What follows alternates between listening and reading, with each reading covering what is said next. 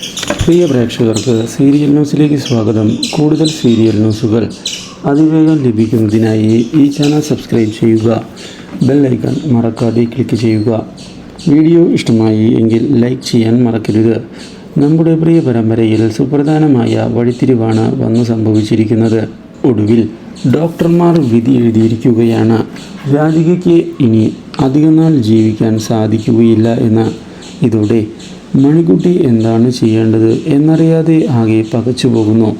മണിക്കുട്ടിയെ സഹായിക്കുന്നതിനായി വരുന്ന കാവ്യയും അതുപോലെ തന്നെ കൃഷ്ണയും മണിക്കുട്ടിയെ ആശ്വസിപ്പിച്ചുകൊണ്ട് കാര്യങ്ങൾ ചെയ്യാൻ ശ്രമിക്കുന്നുവെങ്കിലും ഒടുവിൽ ആ ദുരന്തം വന്നു സംഭവിക്കുകയാണ്.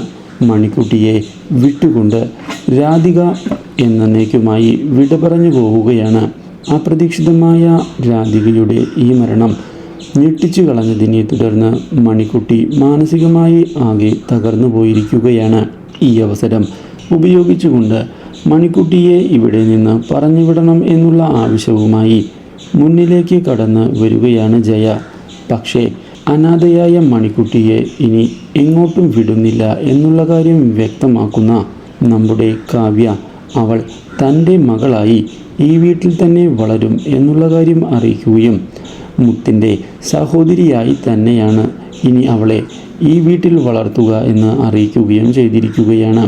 അപ്രതീക്ഷിതമായ ഈ സംഭവങ്ങൾ ഞെട്ടിച്ചു കളഞ്ഞിരിക്കുകയാണ് വീട്ടിലുള്ള എല്ലാവരെയും. Do like, share and subscribe.